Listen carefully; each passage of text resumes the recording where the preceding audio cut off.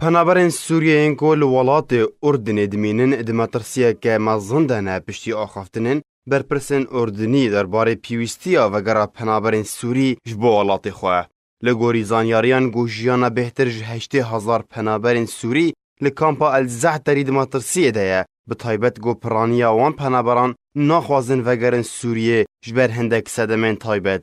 یک جوان سدمان ویران کرنا مال و ملکن خلکه گونها پرانیاوان به مال و ملکن هروها شر بردوام گول سوریه رو دنها.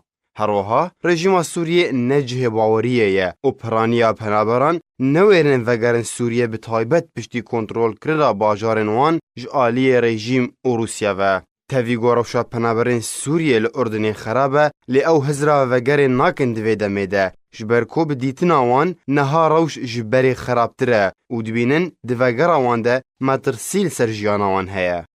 بریانها وزیر دروی اردن راگهاند بو گو اردن پشتگیریه وگرا پنابران جبو سوریه برازیبونا وان دکه و داخوازه پیدا کرنا سقایه که باش جبو جیبجی کرنا وگره. وزیر دروی اردن ایمن صفا دیتا کس کربو گودوی سقایه که آرام جهمی آلین سیاسی و آبوری و جواکی جبو وگرا وان پنابران هبه. الصفدی هروها بالکشاند بول سرگرنگی چارەسەریە سیاسی ji کریزا سوریه را.